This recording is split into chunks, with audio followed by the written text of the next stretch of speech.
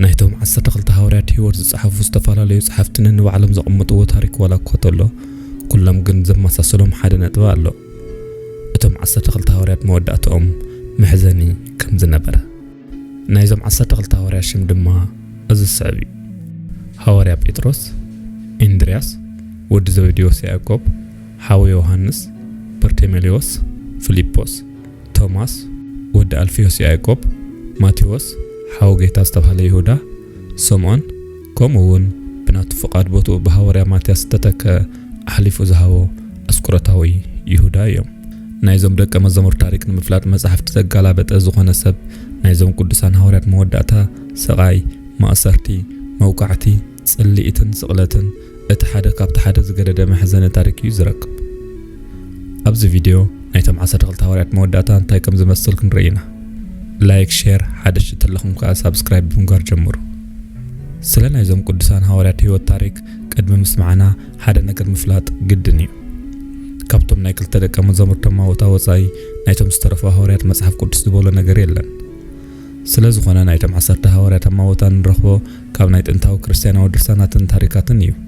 زبازحو صحفات تتصحفو قبل هوريات سعيبهم يوم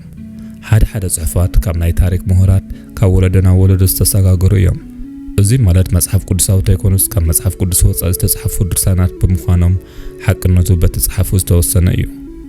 ابز صحف كن بزحات زقبلون قدسان ابيات كريستيان ون زمهارو يحيزلكم مسيا زلخ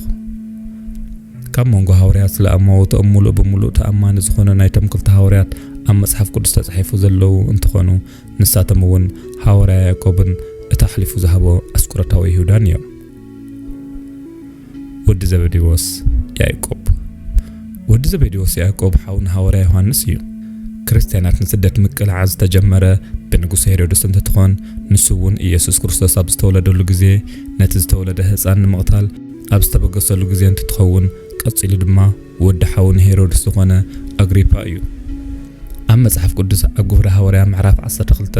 ንጉስ ሄሮድስ ክርስቲያን መቅታል ይዱከም ዘርገሐ የሪኤና ኣብዚ ምዕራፍ እዚ ንጉስ ንሐዋርያ ያዕቆብ በሰይፍ ከም ዝቀተሎን ንሐዋርያ ጴጥሮስ ድማ ከም ዝኣሰሮን ነንብብ ሐዋርያ ጴጥሮስ ከሞት ዝተረፈ እግዚአብሔር መላእክቱ ሰይዱ ስለዘድሓኖ እዩ ከም ዝበሃል ናይ ያዕቆብ ሞት ድሕሪ ኢየሱስ ክርስቶስ ድሕሪ 10 ዓመት እንትትኾን በሰይፍ ተቆሪጹ ከም ዝሞተ ይንገር መጽሐፍ ቅዱስ ዮሐንስን ያዕቆብን ኣብ ሓደ ኃጢአተኛታት ዝበዝሕሉ ከተማ መቕዘፍቲ ካብ ሰማይ ክወርደሎም ንእግዚአብሔር ከም ዝለመኑ ተጻሒፉ ንረክብ ያዕቆብ ንኢየሱስ ክርስቶስ ድሕሪ መሞቶም ንሱ ብየማን ሓው ዮሐንስ ድማ ብጸጋሙ ኣብ ዝፋኑ ንኽቕመጡ ከም ዝለመነውን የሪኤና ያዕቆብ ኣብ ኤስያ ሚሽነሪ ከም ዝነበረን ዝሞተሉ ድማ ኣብ ኢየሩሳሌም ከም ዝኾነ እዩ ዝሕበር ነዚ ዝቃረኑ ሓሳባት ዋላ እኳ እንተለዉ ንዘመናት ብዙሓት ዝዛረበሉ ዝተቐበረሉ ቦታ ኣብ ስፔን ሰሜን ምዕራብ ኣብ ዝርከብ ቦታ ከም ዝኾነ እዩ ሰባት ድማ ዓመታዊ ክበጽሕዎ ይረአ ሐዋርያ ኢንድሪያስ ዓሳ ኣጽማድ ዝነበረ እንትትኾን ኢየሱስ ክርስቶስ ንኽስዕቦ ካብ ዝሓረዮም ሐዋርያት ካብቶም ናይ መጀመርታ እዩ ንኢየሱስ ክርስቶስ ቅድመ ምጽዓቡ ናይ መጥምቁ ዮሐንስ ዓቢ እዩ ነይሩ ሓው ጴጥሮስ ዝኾነ ሐዋርያ ኢንድሪያስ ሰማዕት ዝኾነ ኣኪያ ኣብ ዝተባሃለ ናይ ሮማ ክልል ወይ ብኻልእ መጸዊዓ ፓትራስ ኣብ ዝተባሃለ ቦታ ኣብ 60 ዓመተ ምህረት እዩ እዚ ዝኾነ ንሰበይቲ ናይቲ ከባቢ ማሕዳር ዝነበረ ወንጌል ስለሰበኻ እዩ ተሰቂሉ ዝተቐተለ እንትትኾን ኣነ ልክዕ ከም ጌታ ኢየሱስ ክርስቶስ ዓይነት ክስቀል ብቑዕ ኣይኮንኩም ብምባል ብዘቕረቦ ሕቶ መሰረት ብናይ ኤክስ ዓይነት መስቀል ተሰቂሉ እዩ ተሰዊዩ በዚ ምክንያት ድማ እዚ ናይ ኤክስ መስቀል ቅርጺ ናይ ቅዱስ ኢንድሪያስ መስቀል ተባሂሉ ይፍለጥ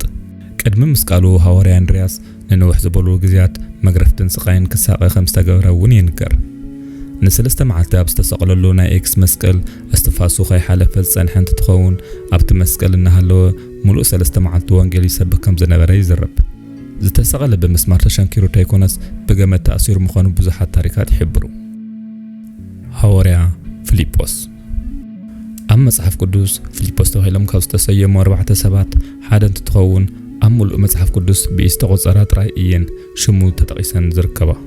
ብዙሓት መንበብቲ ምስቶም ዝቐረዩ ሰለስተ ፊልጶሳት ይሓውስዎም እዮም ናይ ፊልጶስ መበገሲ ከም ጴጥሮስን ኢንድሪያስን ኣብ ገሊላ ኣብ ትርከብ ካብ ቤተ ሳይዳ ናይ ባሕሪ ጸግዒ እዩ ካብቶም ካልኦት ደቀ መዛሙርቱ ዝበለጸ ናይ ግሪክ ቋንቋ ምዝራብን መጽሓፍን ብምኽኣሉ ዝተወሰኑ ግሪካውያን ኢየሱስ ተዛረበው ክትርጉመሎም ናብ ፊልጶስ ምቕራቦም መጽሐፍ ቅዱስ ይሕብር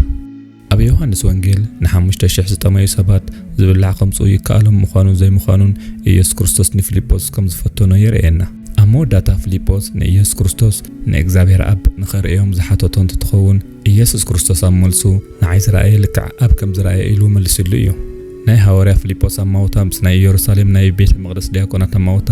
ድሕሪ ናይ ዘመናት ምንዋሕ ታሪካት ነንባዕሉ ዝጋጮ እንትትኸውን ሓደ ብእማን ተቐጥቂጡ እዩ ተቐቲሉ እንትብሉ ካልኦት ድማ ኣብ መስቀል ተሰቒሉ እዩ ሞይቱ እዮም ዝብሉ። ካልኦት ድማ ብገመድ ተሓኒቑ እዩ ሞይቱ ዝብሉ እውን ኣለዉ። ድሕሪ ብእምኒ ምቕጥቃጡ ኣብ መስቀል ተሰቒሉ ሞይቱ ዝብሉ እውን ኣለዉ። ካብዞም ዝተባሃሉ ውፅእ ዝበሉ ድማ ኣይ ሓሚሙ እዩ ሞይቱ ዝብሉ እውን ኣይተሰኣኑን። ስለ ናይ ፊልጶስ ኣማውታ ልዕሊ ኩሉ ብዙሓት ዝቕበልዎ ድሕሪ ዕርገት ኢየሱስ ክርስቶስ ኣብ እስያ ወንጌል እናሰበኸ ግዚኡ ክሓልፍ ብምውሳኑ ኣብ ፍርግያ ከባቢ ብእምኒ ተቐጥቂጡ ኣብ መስቀል ተሰቒሉ ከም ዝሞተ ብዙሓት ተቐቢሎምዎ እዮም። ሃዋርያ በርቴሜሌዎስ ሃዋርያ በርቴሜሌዎስ ምስ ሃዋርያ ፊልጶስ ብዙሕ ከም ዝቀራረቡን ናይ ቀረባ ማሕዙር ካብ ምዃኖም ዝዘለለ ብዙሕ ዝፍለጥ ነገር የለን። ድሕሪ ናይ ኢየሱስ ክርስቶስ ኣብ ምድሪ ኣብ ዝነበሩ ኣገልግሎት ስለ በርቴሜሌዎስ ብዙሕ ዝተነገረ ነገር ስለ ዘየለ ስለ ምስጢራውነቱ እዩ ብዙሕ ዝፍለጥ። ሓደ በርቴሜሌዎስ ካልኣይ ሽሙ ናትናኤል ምዃኑን ክልቲኦም ናይ ሓደ ሰብ ሽም ምዃኖም ይኣምኑ። በዚ ምክንያት ኣብ ዮሐንስ ወንጌል ምስ ፊልጶስ ሓቢሩ ዝቀራረብ ናትናኤል ዝተባህለ ሃዋርያት ከም ዘሎ ዝጠቅስ እንትትኸውን በርቴሜሌዎስ ግን ሽሙ ኣይተጸውዐን። ብዙሓት ሰባት ድማ ናትናኤልን በርቴሜሌዎስን ተፈላለዩ ሰባት እዮም ዝብሉ። ዝተፈላለዩ ታሪካት ከም ዝሕብርዎ ኣብ ዝተፈላለዩ ቦታታት ወንጌል ኣብ ምስፍሕፋሕ ግዚኡ ምስ ሓለፈ ብህይወት እናሃለወ ቆርቦቱ ተቐሊጡ ከም ዝተቐተለ እዩ ዝሕበር። ካልኦት ድማ በርቴሜሌዎስ ኣብ መስቀል ከም ዝተሰቐለ ክሕብሩ ተለዉ፣ ሓደ ድማ ክሳዱ ተቆሪጹ ወይ ድማ ብመውቃዕቲ ከም ዝተቐተለ እዮም ዝሕብሩ። ሃዋርያ ቶማስ ኣብ መጽሓፍ ቅዱስ ብዙሕ ሽሙ ዘይተጸውዐ እንትትኸውን ኣብ ዝነበረ ህይወት ብዙሕ ዝተሓዋወሱ ታሪካት ክፍጠሩ ክኢሎም እዮም። ቶሎ ዘያምን ወይ ተጠራጣሪ ቶማስ ተባሂሉ ድማ ይፍለጥ። ቶሎ ዘያምን ክበሃል ዘኽእሎ ሓደ ተፈላጢ ናይ መጽሓፍ ቅዱስ ጥቕሲ ከም ዘሎ ብዙሓት ንፈልጥ ኢና። ኣብ ዮሐንስ ወንጌል ቶማስ ናይ ኢየሱስ ክርስቶስ ትንሣኤ ከም ዘይኣመንን ከም ዝተጠራጠረን ንርኢ። ናይ ዝተወግኦ ምስማር ምልክት ተዘይርኤ ብኢደይ እውን ተዘይዳሃሲሰዮ ኣብ ጎኑ ዝተወግኦ እውን ተዘይተንኪፈዮ ክኣምን ኣይክእልን እየ ኢሉ ነቶም ሃዋርያት ከም ዝተዛረቦም ይሕብር። ኢየሱስ ድማ ኣብ ማእኸሎም ምስ መጸ ቆስሉ ንኽርእዮ ንኽተንክፎን ፈቒዱሉ እዩ። እዚ ታሪክ ነቶም ኢየሱስ ክርስቶስ ኣይተንስአን ዝብሉ ምስክር ንምዃንን ዘይረኣዩ ዝኣምኑ ብፁዓን እዮም ዝብል መልእኽትን ዝሓዘለ እዩ። ኣብ ናይ ሃዋርያ ቶማስ ናይ ህይወት መብቅዒ ዝተጻሕፉ ጽሑፋት ኣፈ ታሪክ ናይ ጥንታዊ ጽሑፋትን መሰረት ዝገበሩ ከም ዝሕብርዎ እቶም ሓደ ሃዋርያ ቶማስ ኣብ ሶርያ ኣብ ሂንድን ወንጌል እናሰበኸ ድሕሪ ምጽንሑ ኣብ ደቡባዊ ሂንዲ ኣብ ዘለዉ ናይ ካልእ እምነት ተኸተልቲ ብ72 ዓመተ ምህረት ብሽኻል ወይ ብቐስቲ ተወጊኡ ከም ዝተቐተለ ይሕብሩ። ሃዋርያ ስምዖን ኢየሱስ ማይ ናብ ወይኒ ዝለወጠሉ ተኣምር ካብ ዝረኣዩ ሰባት ሓደ እዩ። ኣብ ግብፂ ወንጌል ካብ ምስባኹ ብዝዘለለ ድሕሪ ኢየሱስ ክርስቶስ ኣብ ዝነበሮ ህይወት ብዙሕ ዝፍለጥ ነገር ብዘይምህላው ስለ ኣማወትኡ ብዙሕ ዝተፈላለዩ ታሪካት እዮም ዝዝረቡ። ኣብ ናይ ሃዋርያ ስምዖን ታሪክ ካብ ዝተጻሕፉ ንሱ ድሕሪ ምሟቱ ድሕሪ 100 ዓመት ዝተጻሕፉ ኮይኖም ስለ ዝተረኸቡ ኣነባብርኡ እንታይ ይመስል ከም ዝነበረ ወይ ድማ ኣብ ናይ ህይወት መወዳእታ እንታይ ከም ዝገጠሞ ብትኽክል ከምዚ እዩ ንምባል ኣጸጋሚ ክኸውን ክኢሉ እዩ። ኣብ 50 ክፍለ ዘመን ኣርመናዊ ናይ ታሪክ ጸሓፊ ሃዋርያ ስምዖን ኣብ ኢቤርያ ዝተባህለ መንግስታዊ ግዛት ውሽጢ ሰማዕት ምዃኑ ጽሒፉ ይርከብ። ናይ ቅዱሳን ናይ ህይወት ታሪክ ዝሓዘ ወርቃማ ኣፈ ታሪክ ዝተባህለ መጽሓፍ ድማ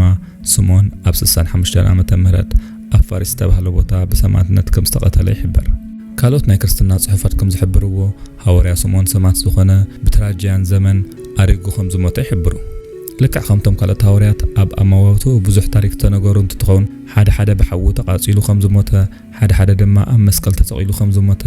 እንትሕብሩ ካልኦት ድማ ኣብ ክልተ ተቆሪጹ ምስውኡ ሓቢሮም እዮም። ናይ ኢትዮጵያ ናይ ክርስትና እምነት ተኸተልቲ ሃዋርያ ስምዖን ኣብ እስራኤል ማእከላዊ ክልል ሳምራዊ ኣብ ዝተባህለ ቦታ ሰማዕት ከም ዝኾነ ይሕብሩ። ሃዋርያ ታዲዎስ ሰማዕት እስካብ ዝኸውን መዓልቲ ኣብ ሮማ ወንጌል እናሰበኸ ዝነበረ እንትትኸውን ዓብዪ ሚስዮናዊ እዩ ነይሩ። ሓደ ጥንታዊ መዛግብቲ ከም ዘመላኽቶ ሃዋርያ ስምዖን ታዲዎስ ክልቲኦም ሃዋርያት ብኣርመናውያን ብመጽረብ ዕንጨይቲ ተሃሪሞም ኣብ መሶፖታምያ ከም ዝሞቱ መዛግብቲ ይሕብሩ። ሃዋርያ ማቴዎስ ንኢየሱስ ክርስቶስ ቅድሚ ምስዓቡ ቀረጽ ሰብሳቢ ከም ዝነበረ ታሪክ ይሕብሩ። ኣብ ናይ ኣይሁዳውያን ናይ መጀመርታ ክፍለ ዘመን እስራኤል ናይ ሮማውያን ግዛት ኣብ ዝነበረትሉ ግዜ ቀራጻይ ወይ ገንዘብ ምስብሳብ በቶም ዓዲ ከም ካሓድን ወይ ዝጽላእ ስራሕ እዩ ነይሩ ስለዝኾነ ኢየሱስ ንማቴዎስ ንኽስዕቦ ምሕታቱ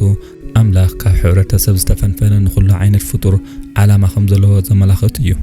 ሐዋርያ ማቴዎስ ኣብ መጽሓፍ ቅዱስ ሽሙ 7 ግዜ ጥራሕ ዝተጻሕፈ እንትኸውን ኣብ ወንጌላት ካብቶም ሽሞም ዝገነኑ ሐዋርያ ሓደ እዩ ኣብ ወንጌል ከም ዝተሓበረ ማቴዎስ ቀረጽ ናብ ዝብሉ ቦታ ተጸጊዑ ንኽስዕቦ ምስ ሓተቶ ኣብ ናይ ማቴዎስ ገዛ ሓቢሮም ድራር በሊዖም እዮም ኢየሱስ ክርስቶስ እዚ ዝገበረ ኣብ መንጎ ሕብረተሰብ ምሕረት ዝተኸሉ ብፈጣሪ ቅሬታ ከም ዝገበረሎም ንምግላጽ እዩ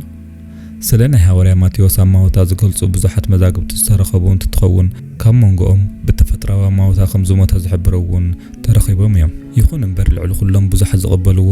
ማቴዎስ ወንጌል እናሰበከተሎ ኣብ ኢትዮጵያ ብሰይፍ ተቆሪጹ ምማቱ እዩ ወዲ ኣልፌኔዎስ ያዕቆብ ወዲ ኣልፌኔዎስ ዝኾነ ያዕቆብ ኣማውታ ንጹር ዝበለ ሓበሬታ ዋላ እኳ እንተዘይተረኸበ